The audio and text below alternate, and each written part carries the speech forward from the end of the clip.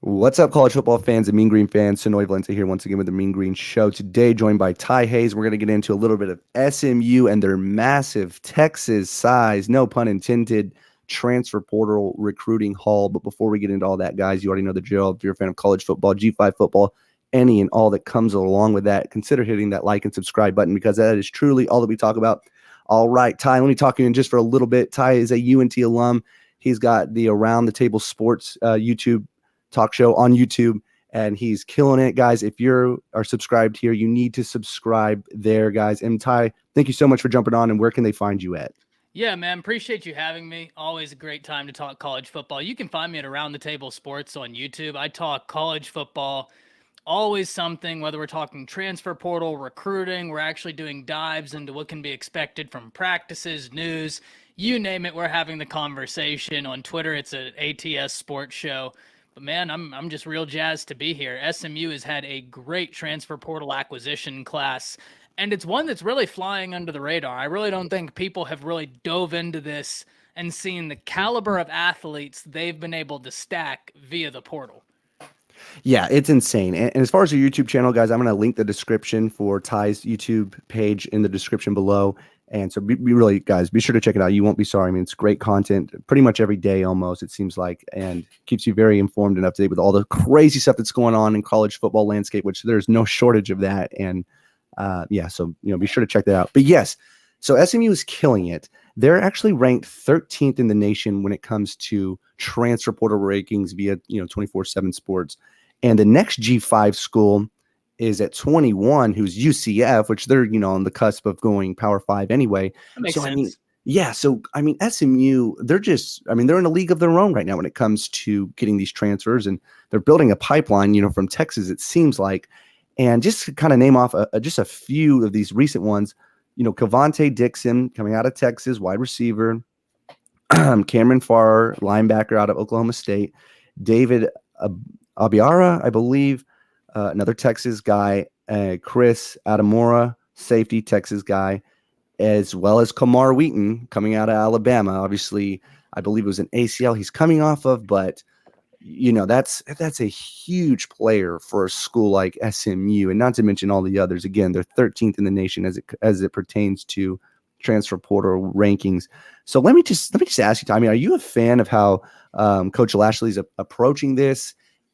Couple that with usually, so they lose Sonny Dykes to SMU, and typically whenever you lose a successful coach, it's pretty natural to take a little bit of a dip, right? But I mean, do you see that with Lashlee and just kind of those two things? What are your thoughts on those? So yeah, anytime you're changing the guard, you could have a dip and it'd be perfectly natural, right? And it's one of those where if there is a reasonable dip, if you drop a game, maybe two games that you otherwise wouldn't have, we can chalk that up to a coaching turnover. And I personally, I'm a college football fan who I don't take anything into account against the team, right? I mean, there's a lot of things that go into these coaching changes that we as college football fans, we're so impassioned by what we see. We're so impassioned by the storylines. We can kind of lose sight of how difficult and how big it is to really change the leadership of a program. But in saying that, whenever you're looking at what Lashlee has been able to do, the thing that comes to your mind, and it has to come to your mind, especially in this new era of college football, because we have entered a new era. The new era of college football began last summer with the addition of the transfer portal in its current capacity and with the addition of NIL. That's the changing of the guard as far as college football eras are concerned. The interesting thing with that is when it pertains to SMU and it pertains to the transfer portal, we saw Michigan State be successful in getting guys from the transfer portal, and then instantly having a successful season. So I don't see why a team like SMU couldn't do that, especially when you really look at who they've been able to get, the caliber of athlete they're able to get. I mean, we talk Kamar Wheaton, that's a former 5-star, right? Like that is a guy that Nick Saban himself talked about when he got there. He said right before or right after he got hurt, Kamar is not a guy that a lot of the fans got to know just because he's young and he didn't get a chance to play, but he's a guy that was impressing. I mean, he's a guy that was showing he's got a lot of upside. I mean, it's just super unfortunate what happened. But when you look at that landscape, the transfer portal allows a team such as SMU to get a player such as Kamar Wheaton, such as some of the other guys they've gotten, that have either gotten college football experience elsewhere, they've gotten coaching elsewhere, and you can bring it all together, and it just gives you a much higher likelihood of being successful. Now, one of the questions I always get is, what about recruiting? And you don't forego recruiting for the transfer portal, right? Like, classes are still built through that. But if it's going to exist, man, you're going to lose players to the portal. You might as well take players out the portal. For sure. And I asked pretty much everybody who comes on here their perspective on this, but do you think there's a little bit of an allure to the transfer portal kid? Obviously, yes, they're more developed. They're more probably ready to play now in most cases, A. But B, also like, okay, if I get this guy out of the portal, they can't really leave me without sitting out a year, which in my opinion, I think that's going to be unattractive for the let's say their potential third school of like, oh, if we get them, we don't get to play with them for a year. So I don't think they would have as much value. So I guess what I'm saying is like, do you think maybe some of these coaches are like, well, if we get this portal kid, he's with us more than likely to the end till the end of it. Whether we get this high school kid, it is a total toss up. I mean, what are your thoughts on that? Yeah, I think that's probably definitely a factor. I think that the biggest factors they're looking at is the ability to go and get somebody that you know has translated to the collegiate game. One of the things I talk about on my show all the time is college football may as well be a different sport than high school football. I mean, we might as well not even call it football. The difference in those games is astronomical, something that your regular fan really doesn't understand. And I always think that the offensive line is the best way to kind of provide the example to show the massive difference. Think of it like this, man. In high school football, there could be a 4 or 5-star offensive lineman, and his assignment that night on one Friday night is to block me. Okay, well, he makes light work out of me, and that's fantastic for him. The next Friday night, no offense, he's blocking you. Well, as a 5-star offensive lineman, he's going to make light work out of you too. Is that indicative of him being a 5-star offensive lineman, or is the competition just so that there's such an imbalance in athleticism? Where when you get to college football, there's at least some baseline athleticism, right? And the transfer portal allows you to account for that. You know this guy's going to play. But I certainly think there is something too. Now that the transfer portal exists, we're seeing more players enter it. It's going to be much more difficult to try and get a waiver if you're on your second transfer from the NCAA, or at least in theory, it'll be more difficult. But that's something right there. The NCAA is trying to figure out the waiver situation right now. They're trying to figure out what they can grant, what they're not going to grant, and that's a whole nother can of worms to undo. Yeah, definitely. Okay, so this is kind of, if you can, I know there's a lot of names to keep up with, but can you give us 2 or 3, of these SMU transfers that you see making an immediate impact and just being, maybe the number one option at said position, coming in? Absolutely. So, me being a Bama fan, I have the Roll Tide thing behind me. I wear my bias on my sleeve. That way everybody knows up front. But I want Kamar Wheaton to succeed. I don't know the severity of the injury. Okay. I don't know how severe it is. That's up in the air. But if he gets healthy, he's a special ability, man. He has got special talent. I really want him to succeed. Joshua Moore is a wide receiver, though, that Texas fans every year are wanting and expecting him to put it together, and it never really happened. Sometimes a change of scenery allows for that to happen. He's got a lot of ability. We didn't hear Texas fans singing this guy's name for no reason, right? They were excited about him for a reason. It just didn't work out. So Joshua Moore is one that I would watch out for. I'm always big on offensive line. You get an offensive line transfer from Georgia as well. Owen Condon, I believe.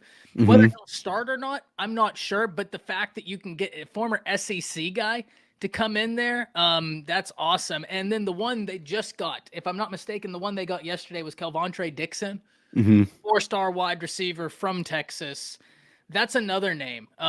Someone that has got a lot of ability, someone that had Texas not gone so hard in the transfer portal, he'd probably still be a Longhorn. I mean, we got to think the only reason he's not a Longhorn is because the Longhorns went out and got Isaiah Nayor. Spoiler alert, I think he's about to really make a name for himself in college football. You dive into his film, there's not a lot that young man can't do. They back that up with Jaleel Billingsley. They already have a tight end that's a mismatch in Jatavian Sanders down at Texas, who they're switching from defensive end to tight end. Now you stack Jaleel Billingsley on top of that, and then they top it all off with Agiye Hall. So Texas, they went real hard in the portal. SMU is benefiting from Texas going and getting guys, and now a guy leaves Texas who otherwise would still be there. That's the beauty of the portal, man. It's a pendulum. You win some, you lose some, but there's always going to be opportunity. And that's a guy that would still be with Steve Sarkisian had they not gone and gotten what they got. Yeah, absolutely. Two more questions for you. If you know anything about this as far as their QB battle goes, but they got Mordecai, obviously the OU transfer, who's had his really high highs last year. Then he had some kind of some lows, but I think he's very talented. They also have Preston Stone. If you're familiar with him, he's 4-star guy, had a Bama offer and chose to go to SMU out of a long list, which I think that blew my mind whenever that happened. But you think Stone unseats Mordecai for this season? So I don't know the quarterback situation there probably as well as I should have. I need to dive into it. Mordecai has the ability to get the job done, right? Mordecai has the ability. The thing is if SMU feels comfortable, they're going to go with the quarterback that puts them in the best place to succeed on a week-by-week basis, right? So Mordecai having more systematic experience would likely be the option, but if they get down to it and they think Preston Stone gives them something in that offense that they like or that defenses will have a hard time accounting for, the beauty of the transfer portal is it puts you in a position to be successful now. And so now these quarterback battles where before you might have looked at this and been like, okay, well, we'll just ride it out with Mordecai for a year, let Stone continue to develop and we're good. Now you have these transfers, you're in a win now position, and now you can start rethinking this quarterback battle. So the transfer portal affects everything in ways that might not even seem up front, right? They might not even seem like they're the priorities and what it's going to change, but it permeates every level of college football. Like it completely changes whole landscapes. Absolutely. All right. Well, we can't talk SMU recruiting without bringing up NIL, which is now legal, but SMU are the OGs of NIL before it was legal. So, like we said pre-tape, you can't really bring up SMU to a decent college football fan without making them feel one way or the other, whether they're good or bad.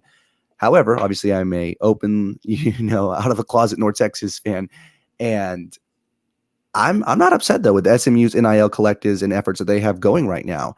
I mean, more power to them. I think North Texas we need one ASAP 911. But in the meantime, SMU theirs is humming along, and I mean that's a resource. I mean, I know there's all these guidelines now, but regardless of the way we want to look at it or talk about it, how you may feel about it, people may feel about it. I mean, that is a resource that SMU is doing a great job at funding, especially at the G5 level. So how much credit, if any, do you give to their NIL efforts as far as, landing all these big high school recruits as well as the transfer portal recruits? Again, we're not accusing anything of tampering. We're just saying it's well known that SMU has a good NIL collective. So anyway, if you'll take it from there. That's the name of the game. So I've been very forthright in this. We might not, I've been very open. I think NIL is long overdue. I think that this system, while not perfect right now, is something that we should have had. It's just unfortunate how it was rolled out. So with that being said, I've been very open that you're either going to adapt or you're going to get left behind, right? I've seen fans saying like, oh, well, they'll comment on one of my videos and they'll say, oh, well, he's going to this school because of NIL and we don't need to do that. They'll come here because they want to come here. And in my head, I'm like, that's amazing. Like, I wish that it was that idealistic, but $100,000 is $100,000, right? Like, if you're not beating that team in development rate exponentially, that $100,000 is going to win out, and as it should. The interesting thing is, man, is there's going to be so many questions as to what is happening right now with the NCAA and how they're going to try and quote unquote fix NIL. Now, before we started shooting, you and I were talking, and I kind of aired out my fears, and I'll express them very lightly right now. I plan on doing a really in-depth video on this. I want to get with a sports entertainment lawyer so that they can talk me through it as well. My biggest fear is that the NCAA has created a situation because of their lack of foresight. The NCAA passed legislation that was vague in nature. Through all steps of it, it was vague, and it didn't account for states that had already passed NIL legislation, i.e. Alabama, i.e. Florida, just to name some. So whenever the NIL is passed from the NCAA, it allows for much more than that of which certain states had already passed, creating an uneven playing field. Because other states that had waited until after the NCAA had passed their legislation were able to do things states like Alabama and Florida weren't able to do. So that's on the NCAA. Now we're getting everybody on an even playing field, and now the NCAA all of a sudden wants to figure out that they want to be the purveyor of justice as it pertains to NIL, which makes no sense when they didn't do that to begin with. My biggest fear, though, when they say, oh, well, we want to change this, we want to make it right, can you? Because as I told you before, all it takes is an antitrust lawsuit being opened up against the NCAA, and I don't necessarily think they want that smoke after Justice Kavanaugh called them out in NCAA versus Alston in the Supreme Court just a year ago, which, by the way, if you look at the timeline, 10 days after that decision came out, all of a sudden the NCAA had figured out NIL. Yep. And yeah, really, what can they do? I mean, they're going to go give everyone the death penalty. I mean, like that's going to ruin their sport, you know? I don't, they put out that article and they were saying that, oh, well, we'll talk to players that have already entered into deals with collectives because that might not have been what we anticipated. And I'm like, what do you mean you're going to start now? No, it's too late to start that now. Like, make the rule clear and now from here forward. Don't go back because this is your fault. You didn't put what was allowed. You didn't create bright lines in this rule. You just put something out there, and when people ran with it, now you're upset that this is the direction it went. But, like, that's the point of creating legislation that's thoughtful, that has bright lines, so we can understand what's allowed, what's not allowed, so that everybody has an even playing ground. And so the NCAA now is mad at their own inadequacies, and they're trying to take it out on the athlete, which isn't really the biggest shocker, but that's neither here nor there. Right.